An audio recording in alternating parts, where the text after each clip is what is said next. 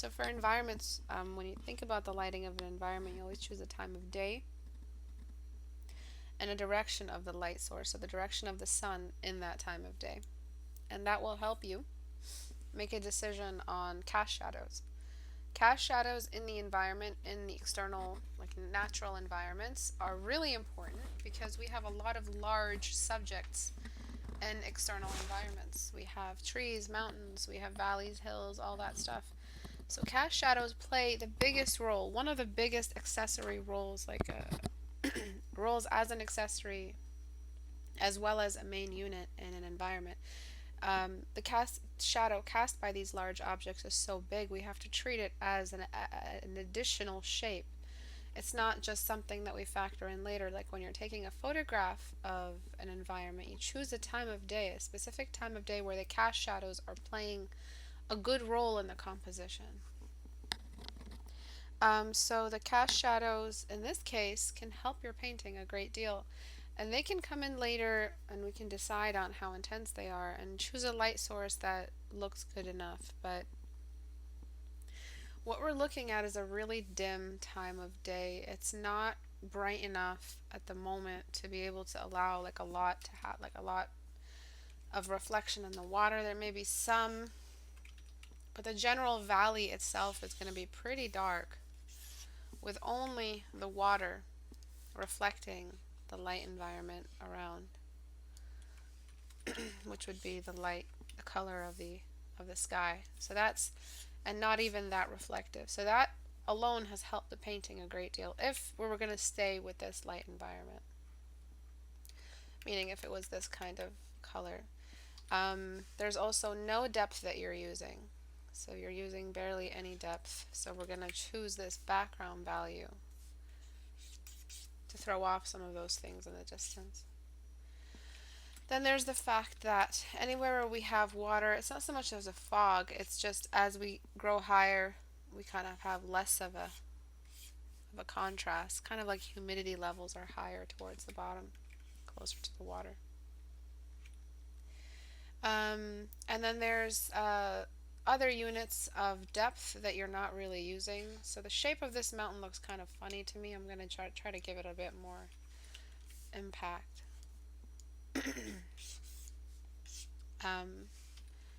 Maybe a little bit more geometric towards the bottom of the shape, just because rock's a little bit more unstable towards the bottom, or maybe it's towards the top. Who knows? They kind of look like fabric falling instead of a rock formation. But this entire area should be blurred if it's in the distance. So filter, blur, Gaussian blur. And I'm just going to blur it a little bit more. Okay, and then I'm just going to brighten it. I'm so sorry about the coughing.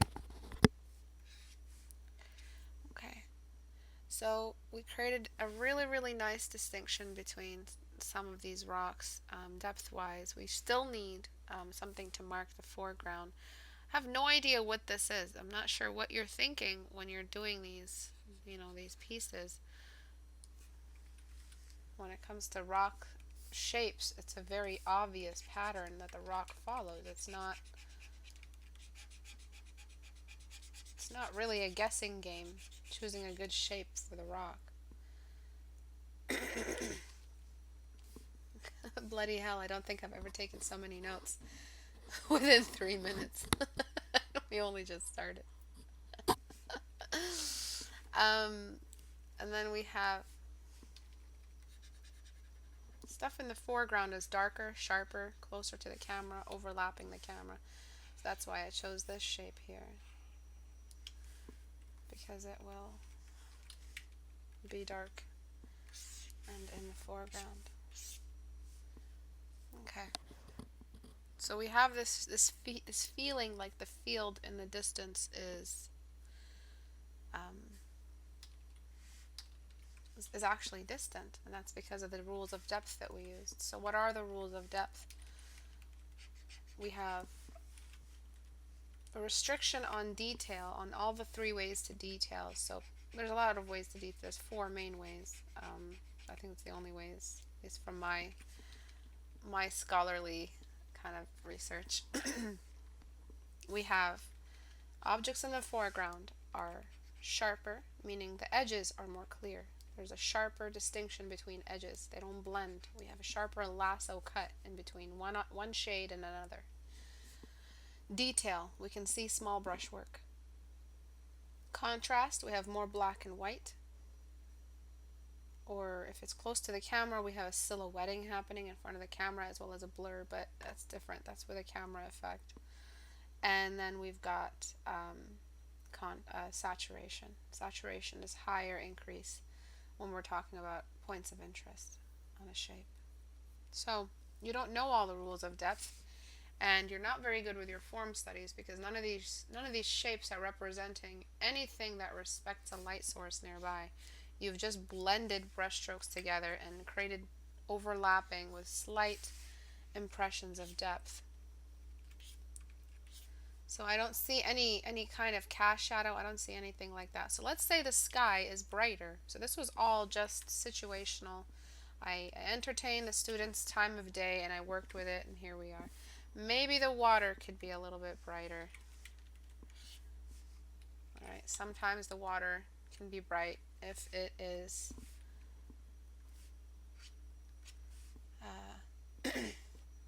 like still enough. Sorry, I'm completely blanking. I'm just fighting a fever today. So I'm letting some of the water brighten and darken the closer it gets to the, because it's just what water does. It has reflections, beams, belts of reflective image from anything nearby. And I'm letting it, the closer it hugs the surface that it's near, the darker it is, because that surface kind of casts a shadow. But I liked it when it was plain so that I could work with a new light source. So let's say that it's a brighter time of day. Okay, and we have strong cast shadows present. Let's say there's a space in between this mountain and this mountain, and we have this really strong cast shadow coming through. Let's say that it is weakened because the surface doesn't look directly. But it's a pretty strong break in the surface in between these rocks here. This rock and this rock have a space in between them. Let's say that there's even more space. And bad cut, but because I'm running out of space towards the bottom. But this is the cast shadow of this. So you see how now the cast shadow is something that you should be factoring early on in your environment study. Because now it's just this horizontal thing laying across the canvas. Let's say back here we have a break and it's just lots and lots of brightness kind of emanating upward, caught in like the glow of the summer or something like that. Back here as well, which would be the cast shadow of this shape onto this rock. And we have the fact that this big ass mountain is also a big shape. There's no it's not so big, it's exempt from physics. It's still smaller than the earth, and even the earth has a core shadow and a cast shadow. Write that back to me. So just because it's a mountain doesn't mean that you don't shade it. It needs to be shaded.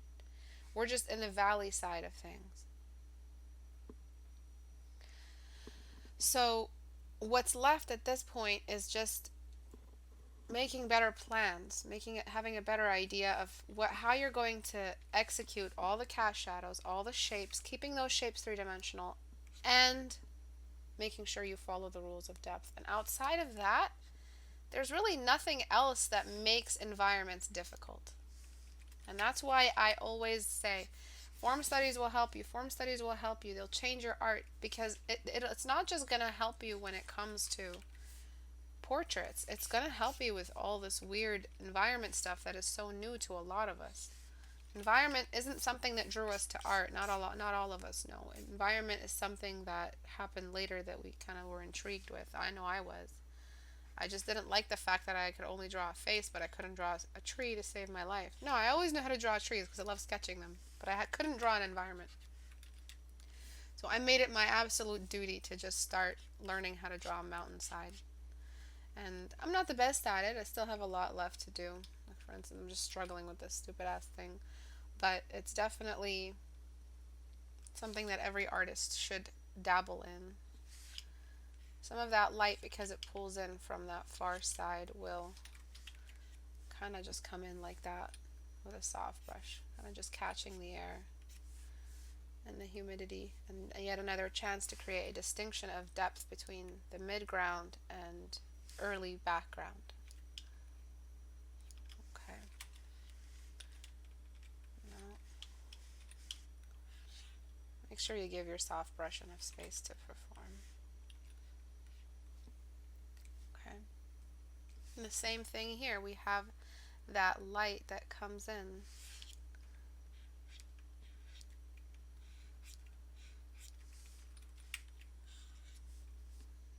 Coming in between those mountains, that sunlight, that strong sunlight. And the background doesn't have to be all bright all day. It can be bright only on one half, so it could be a sunset that we're messing with. And this foreground object, we could use that that blur of the foreground on it. But you still have some really big problems. You have no application of volume on any of these shapes. None of these shapes have a light side, you know, the side that looks at the light. They don't have any core shadows. The side that doesn't look at the light, they don't have any volume, which is not acceptable, of course. And this rock does look at the light, so it'll get a bit of a reprieve from that dark side.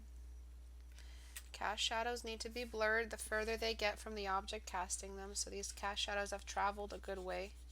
You have to blur them so that the cast shadow doesn't behave like an object, like a material object. Blur a cast shadow so it doesn't pretend to be a material object. Write that back. Meaning that it's not a thing. It's not something we can hold. If it gets blurred, it won't sit so offensively in the portrait as much if we blur it. I blurred it a little too much, but I don't care. For the demonstration, I'll leave it alone. Make sure that when you're compressing the water along the horizon line, god damn it, you're compressing it along the flat horizon. So let's say this is the body of water. I'll just use my sketching brush. So this is the body of water from an aerial view. We're in a helicopter and we're flying over a river, all right? And there's a boat, a couple birds, okay? When we are on one of those boats looking into the river flattens, right? Let me just try to, all right, I need a horizon line. That's even flatter than that. Okay. So it widens the closer we get to it. That's all you have to remember, because grid lines are closer together the closer we get to the horizon line. So when we're adding the trail of the river here in between the mountains, it gets flatter. The squiggles get closer together. So see how close they are together, but slowly start to widen apart. So let me track those down for you with another color.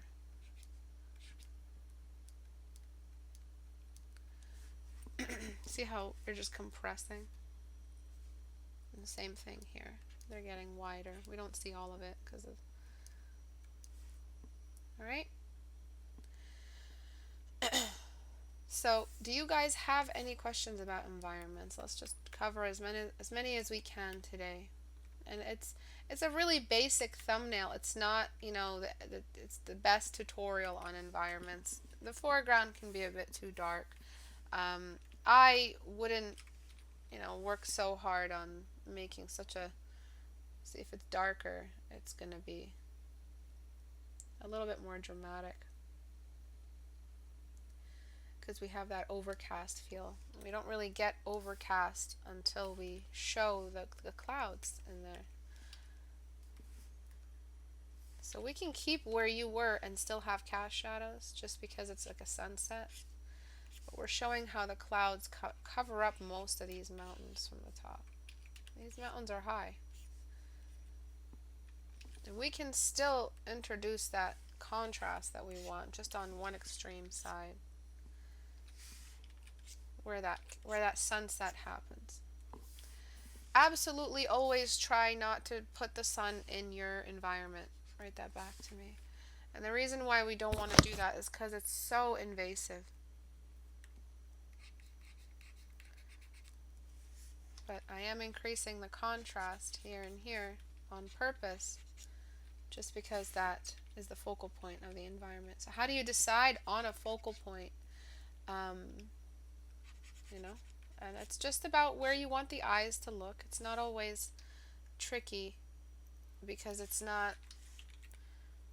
It's just where you think is the important part of the painting. What you want to show off. And a quick little indicator here for the water, just so the water behaves as water. Maybe some reflections or shadows off these mountain shapes.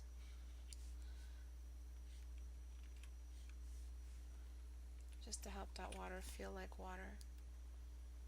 And ripples on the water are the same thing. They compress the closer they get to the horizon line.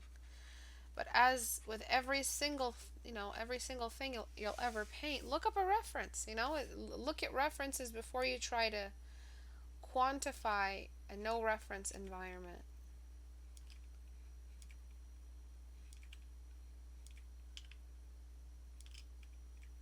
Because it's a lot of fundamentals to try to perform. These areas right here could be the focal point as well if we wanted to show them off as bright as well. And this could be a little bit brighter. I didn't have to drop that low. I would just have to re-smudge or re-blur all of these all over again.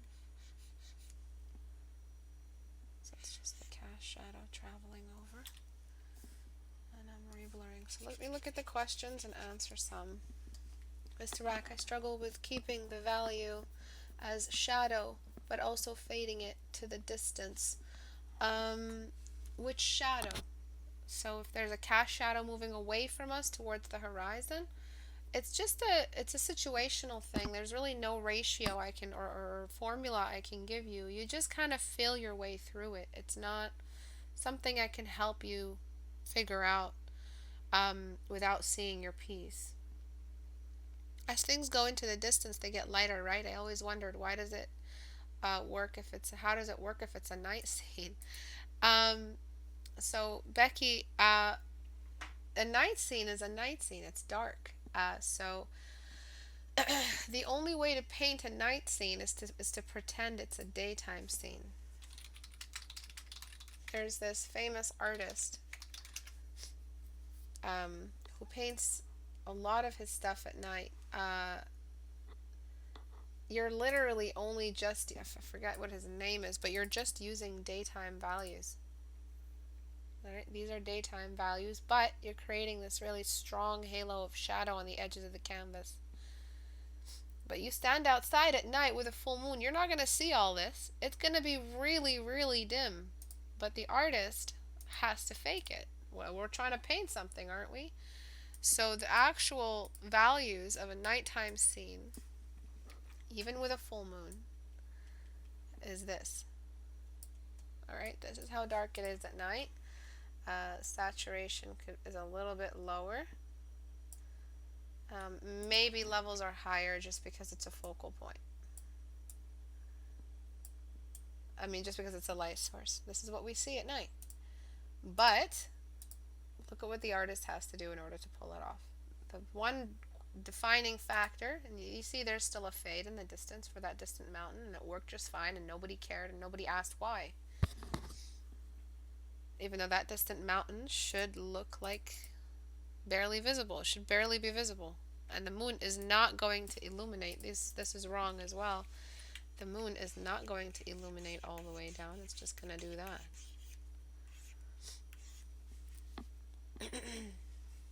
So we'll be able to see that distant mountain.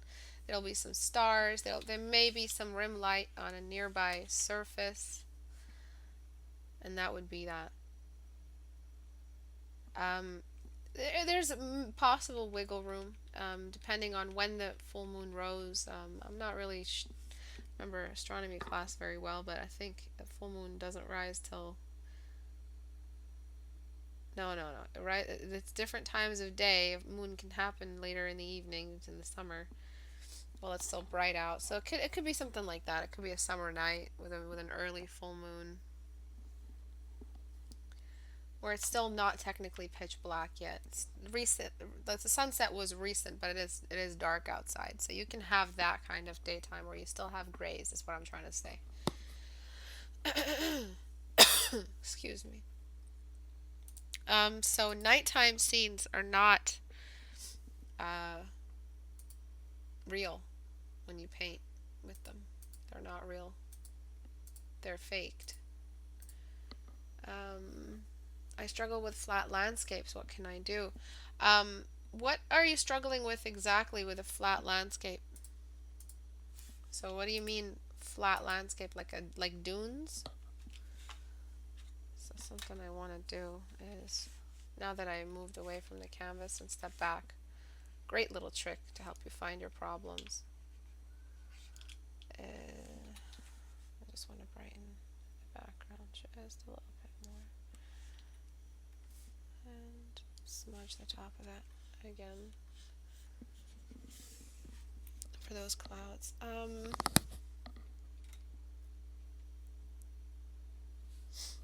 We can only paint what the light hits. If there is no light, there's nothing to paint. Artists have to add their own light if they want to show more than basic detail in the dark. My environments lack depth. Malphite is looking sexy so far. So yeah, what do you mean, Isaiah? My environments lack depth. Well, I just described the rules of depth. So objects in the distance are smaller. There's more of the sky color between us and the object, so the sky is still blue where we're standing. In front of me and you is a bunch of blue sky. We don't see it because we're standing in front of each other, really close to each other. But that blue doesn't just exist in the ceiling. It's not a ceiling painted blue. It's the air. It's the color in the atmosphere. And with a far enough object, a far away enough desert is not a good example because the humidity. We should see more fade, and if it was like a northern kind of scene, so like Moors. No, British. Is that what it's called? Moors? Yeah. So if it was more humidity in the air or something like that, we would see more fade or more gray between us. Like something like that. But this is an overcast day, so see how gray that is? And I'm sure that is closer to us than the dune we just saw. Objects in the distance are smaller, flatter against the horizon.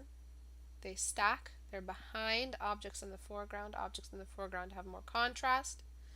The sky is always brighter than. As soon as the sky is dark, we no longer have an object. The sky is always brighter than. Alright, so whatever environment you're painting, if it's still technically daytime, even if it's early sunset, it will still be brighter.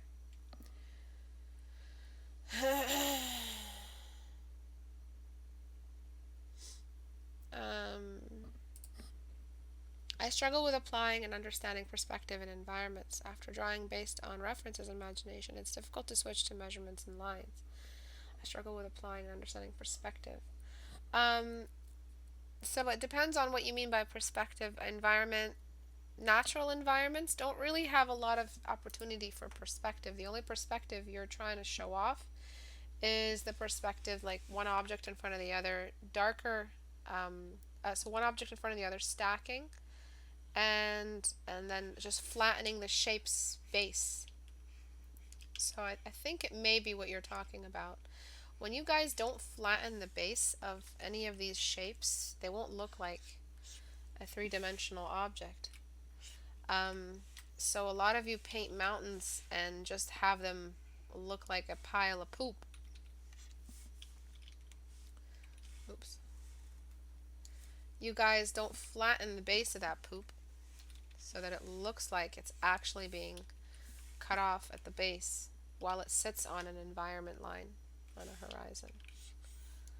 Okay, so it looks like it's stacked. Objects that get closer to us can show a little bit more curvature because they're not completely flattened by the horizon. This far away piece of poop is super flattened. This one is in the foreground, so it's less flattened out. So that's the only perspective you really need to worry about, is that we see more of the curvature. So let me do a little bit more of a professional way of representing this.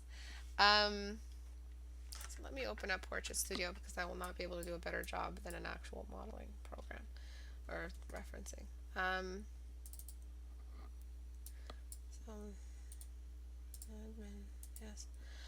So the cylinders I'm about to open up, we have a cylinder that's in the immediate foreground. It's going to have a bit of a curvature. The cylinder in the distance is not only smaller, but it has a flatter curvature in its base.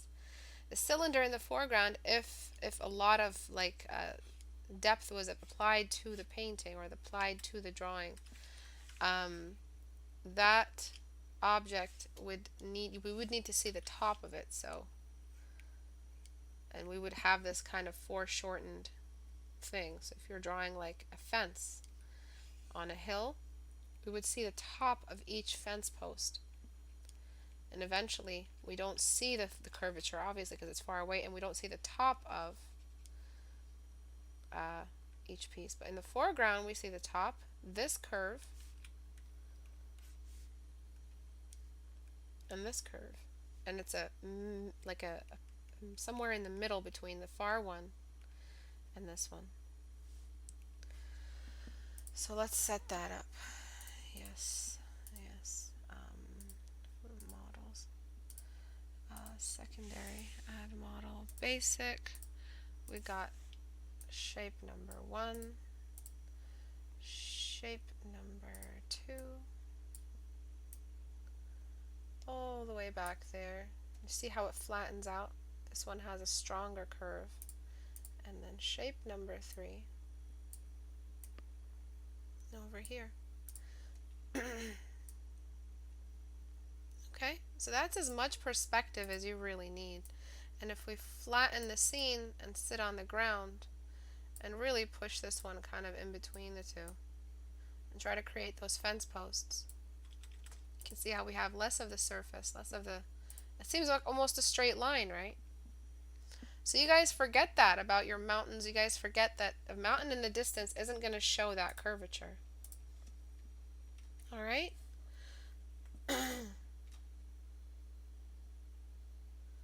I see z-axis curvature. Thank you. Yeah.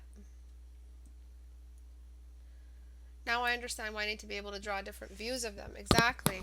Form studies is just, when we do form studies, we draw them suspended. So we have all kinds of add model, complex. Let's say that we have these like crazy shapes. This one. I like to make you guys draw these suspended, kind of just all over the place. Okay? You can choose whatever lighting you want in Portrait Studio to help you with your form studies. I shouldn't have taken out the flat surface. That would have shown you cast shadows. If you want cast shadows, you have to put the flat surface on. You have to make a table. So if I enlarged this enough,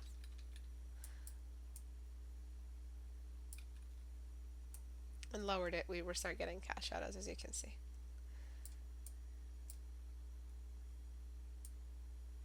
All right.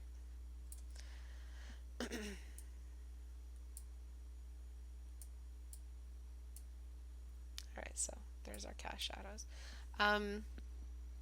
But when it comes to working with environments, you're going to have to start putting your form studies on a surface. In your form studies, in my classes, in my private sessions, I start assigning flattened, grounded form studies on purpose because it gives a student a chance to perfect the base perspective, the root perspective. Let's just call it root perspective, okay, guys?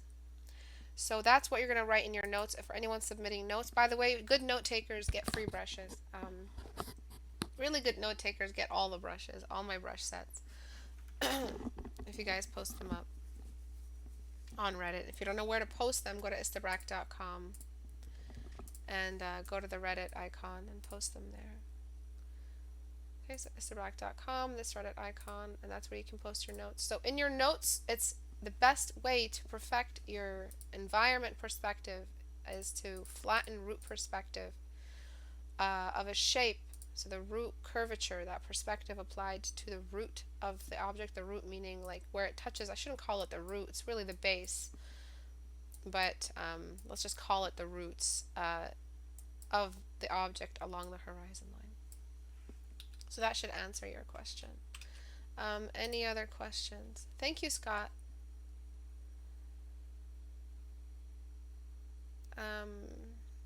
When integrating cityscapes or geometric forms in organic landscapes, how do you make the perspective convincing? You have to, that's a whole other ball game of perspective. What I just described was natural, like objects, organic objects, and they are easy to apply perspective to because they have a weird shape to them. All you have to do is really flatten the base, the root I just talked about. But you have to learn two-point perspective if you want to create convincing architectural landscapes. All right, and that's a whole other thing.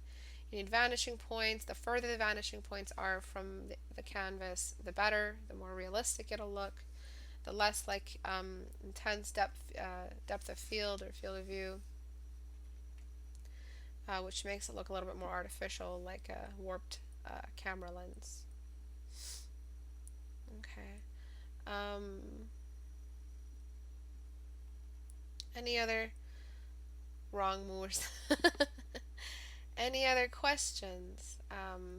How do we add detail to a landscape consistently without going too far? Example, trees, rocks. So let's say that you have some trees here in the foreground. So let's add some trees. The trees in the foreground, oh, those are some sad trees. In the foreground here can be detailed to the typical shape of the tree, but are we seeing each little fur of the tree, each little detail? That is unacceptably bad.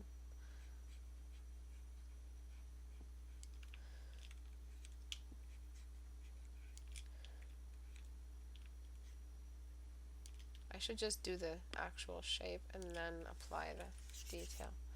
Okay, so we don't see every little detail, every little leaf on the firs, right? That's what it's called. On these, but these will be more detailed than the trees we find over here, and they'll be smaller. So, and you can create the illusion of these other trees with blur, just like we create detail of hair with blur on a portrait. We create the illusion of detail for faraway objects, and we still have to blur them. We're painting as if with the naked eye. So we're showing a weakness in our ability to see the detail. So we're not showing every little flick of the furs because that's going to look wrong. That's going to read as wrong. Why can we see all that detail? What happened? Is this a weird tree? Is this an animal? So we don't show that detail. But for the tree directly in the foreground, we have to show way more detail. That tree is really, we can show every little kind of, not every single little one. It's still a step away. You can always go more detail, basically, is what I'm saying.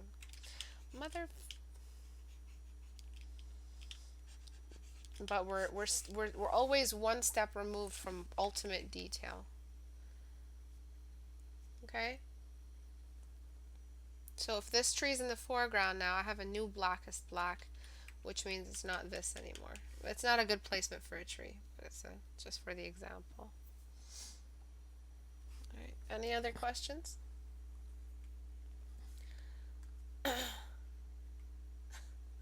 Our brain wants to simplify things into symbols, cutting out detail we don't need to register when it's far away. Being closer to the viewer means we take more note of detail our brain registers. Excellent. I love your happy little trees. Thank you. La la la la la la. I'm happy painting. I'm sorry, I swear. Um, you gotta write at Istebrak, yeah, so I can see. How do you use the lasso tool to make a sphere or a cube? You go into the marquee tool and you just make the shape, and then if you want a perfect circle, you keep your finger on shift. Oh, okay. You like my swearing. Any more questions at all? So anyone watching on YouTube, if you guys want your live questions answered, join us every Tuesday and Thursday at 5 p.m. Eastern Time. I try my best to make it to every single one. I almost didn't make it today because I'm just a little bit sick. I'm still fighting this virus. Really, really, really difficult getting over it. Every time I seem to be winning, I kind of just revert back to like an earlier stage. So I guess that's just the immune thing. But if you want to be part of this whole Q&A, if you have questions you can't seem to get answered anywhere, this is why I host it as a live stream and not just as recordings. I can't really answer questions on YouTube by typing. I don't really want to do that. I like demonstrating. So if you want to pop in to the live streams, I love when you guys show up to those. It feels like a real classroom when you guys are present live. So make sure you guys pop in. If you guys subscribe and turn on the notification bell, it will tell you where the room for the stream will be. That's I think the reason why some of you aren't showing up, because you haven't figured out how to join a stream. You have to subscribe, click on the notification bell. It will tell you when I go live. It'll send you a little notice, I think, if you're on YouTube, if you have the YouTube app. I don't know how it works, as I don't really subscribe to people. I really should fix that and figure out how to do that. But then you join and then you just start asking your question. The fuck, my bell wasn't on. Yeah, I don't know what's up with YouTube. It kind of turns off people's bells on purpose.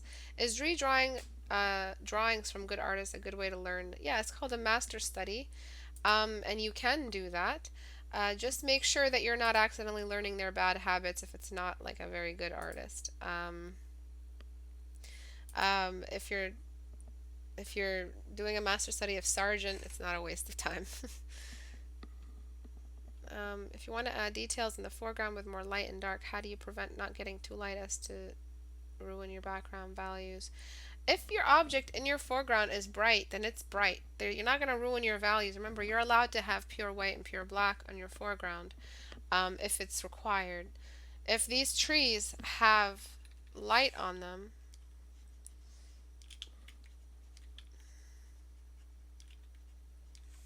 right, if they're really, really illuminated, they're gonna be just fine if we add white to them. Okay, maybe not that much. They're gonna be just fine in the environment. You're not damaging anything. You still have your values stacking. You still have black in the foreground, and you're not really using this white everywhere else. So you'll be fine. I just naturally, stylistically, am drawn to these kind of overly dramatic environments, but it's not necessary. Right now, this mountain and this one are pretty similar in value just because they're similar in proximity, but I would change that. And I like when bodies of water are kind of brighter than anything else. It creates a really nice texture distinction. Kind of almost as bright. But it's looking a little bit too Tim Burton for me, which is why I recommend you guys jump into color. As soon as you capture a good idea about depth and all of that, and know what you're doing with your depth, jump into color. Learn good daytime greens, actual fog values, water and how the water color reflects the sky color, good sky colors, good browns for areas that are not, that are earthy, the way the water turns brown the closer it gets to the shore. In certain areas, the more turquoise it gets, the closer it gets to the shore. Good cloud shapes and cloud formations. You can't do any of this stuff without referencing. You can do this little clip art practice of your form in your thumbnails. That's great. But this thumbnail will turn into color one day. If it requires it. If it just needs to stay as a thumbnail, that's fine. Yeah. I have a university project with color. Can you explain or add colors to this painting? That's a bit of a grayscale to color tutorial. I have those in my channel. At the moment, I don't think I want to do that. So I'm running out of time and I'm running out of air. But where I would start in adding color, just a quick little, not a full demonstration. As soon as you decide on the time of day, what time of day is it, your color is based off of that. Your color palette is based off of that. So sunset colors have a very, very different effect on the green. So if the sky is this big yellow color, first it has to be dim enough, but your entire painting will be this wash.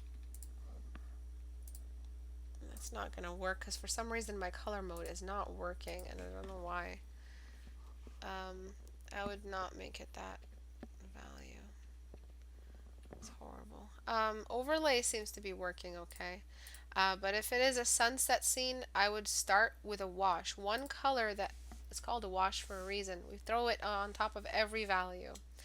Out of that, once we start bringing in colors, every color needs to be passed over this filter of yellow. So greens can look a little bit more yellow side of the green, not the blue side of the green. This is still green, but it's a very blue green compared to this green, which is a very yellow green. Okay, so take a look at this green and compare it to this green. Look at that. So we're using different types of greens in different times of day, and this looks yellowish already, and we're not even near yellow. The bluer, the darker, the yellower, the brighter. Sometimes if it's a little bit more direct light. As for sky color, you have to decide on what the color of the sky is. This color for the sky is actually still pretty dark, so you have a lot of blue to work from. And in a sunset scene, so let's say it's a blue scene. So it's blue. See this shit.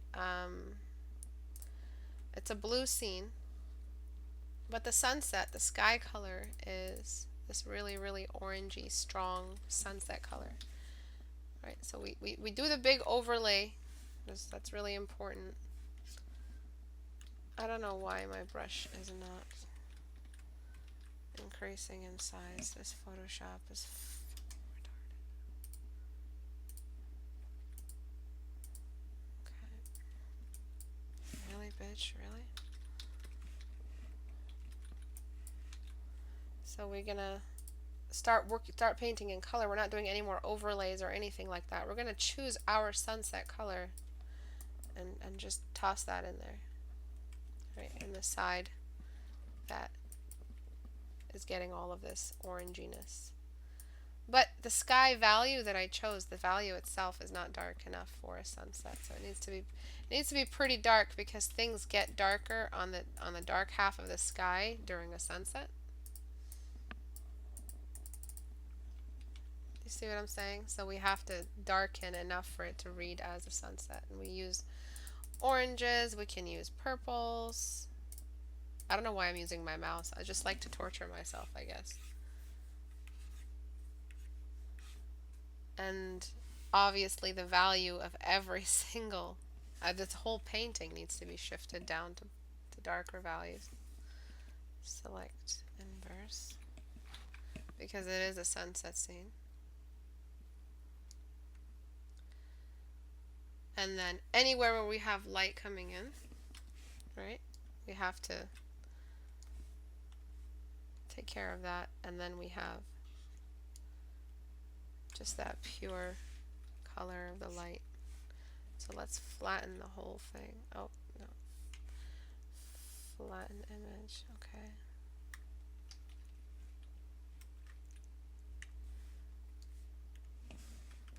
So you're layering on, the intensity of that light, and then you're throwing in the sunset color. It can be red, it can be orange, it can be purple, but you're just darkening, and then you're choosing a color for anything that is a shadow.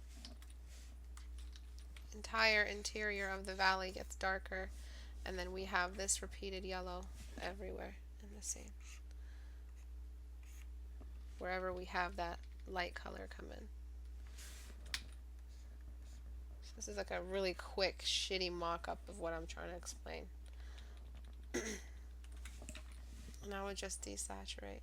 Like the dark areas, I would desaturate them. But the thing is with environments, that even these wonky, weird-ass colors I just chose look good when cleaned up. There's really no wrong answer. Stylization is a beautiful thing. We've seen all kinds of stylization in, all these Pixar movies and DreamWorks and all of that. There's no wrong answers when it comes to color as long as you have a wash. Write that down. And your wash. This alone looks fine. You want to include another color and not make it so monochromatic, but that's the thing about environments. Monochromatic happens in the real world. It happens a lot. You want to make the sky green? It still looks good. It looks like a Samurai Jack drawing. But yeah, you get away with a lot with environments. But if you want to paint realistic greens, realistic setups, you have to look up references and make sure you guys are looking those up. Yeah, no wrong colors as long as you have a wash in your environment. You understand the time of day. So amend that before that right back. As long as the time of day reflects the color, you can't use like oranges at night. Okay? So as long as the time of day, so no wrong colors as long as you have a wash in your environment and your color reflects the time of day. Is grayscale more of a learning tool? Absolutely. Or practical to start a painting. It's practical too. It'll help you if you feel like color is overwhelming and you're not very good with it, too much creative pressure to use color, then take your time with color, get it out of the way so that you can focus on the important fundamentals of depth. There are no alone colors as long as there's a wash that reflects the time of day. Excellent. Color reflects the time of day. A lot of stuff reflects the time of day though, so cast shadows and the values that you've chosen and the sky value that you've chosen, but when it comes to color, that was what I was trying to summarize for you guys. Okay, so thank you everyone for watching today. I'm sorry about being so late. I try not to skip critique hours. They're very, very important to me, but I was very sick. If you want to join our class, you want to submit your work for critique, you got to go to istebrak.com and click on the Reddit icon to join. If you want to support as a patron, if everyone on the community joined as a patron for $1, I really wouldn't need to constantly promote Patreon. This dollar is $12 a year. If you learned something from today's class and you feel like it's worth a pledge, you guys can join. If you do join as a higher tier, you get educational material as a reward. I will try. I wanted to early on in the year to do a whole couple months on environments, just so that we can do environments again and have fun with them. But I got busy and I got sick and had to move and fix my house, and it's just been a hectic, maniacal mess. This whole year is shot, I think. People are talking about coronavirus lasting till September. Yeah, right. Fucking kill myself for that. Succumb to that. I'm still gonna enjoy my summer. I don't give a goddamn. I hope all the national parks are open, because that's the only thing keeping me running right now. I'm looking forward to the national parks and stuff. God, I hope it doesn't come to that. But yeah. I don't know where I was going. But like I'm saying, a lot of things happen, and I couldn't get to wrapping my head around submitting challenges for you guys, environment challenges. But feel free to challenge yourself. Feel free to do some challenges. Feel free to submit some environments. I will critique them, is what I'm trying to say, really badly. And if you want Portrait Studio, the referencing program I use today, it's not always about figures. Portrait Studio has models in here. You can build scenes as well. So environment models, you have rocks and stones, trees and plants. You have all kinds of stuff to help you build an environment scene if you wanted to build one and reference that or build a scene with it. We will be adding a lot more assets as soon as the update comes out. But again, as I repeat, a lot of crazy stuff happened to us. And it's been really, really hard. It's just a two-man team, one-man team really programming it, which is Abu. Um, and it's been just rough trying to find time to do everything. A lot is happening. But yeah, you can purchase it at the store. It's at 50% off. It won't be at 50% off forever, but it will be for now, just because everybody's home and financial constraints and all of that. People just want to stay home and practice. So I extended the sale, which should have ended in September. I mean, in January. I extended it into May, which is absolutely crazy. It's never happened before. I might do a price drop from 100 to 60 as the as the base price, but currently it's at 50% off. So it's $45. Thank you everyone for watching today. I'll see you guys on Tuesday at 5 p.m. Eastern time. Bye everyone.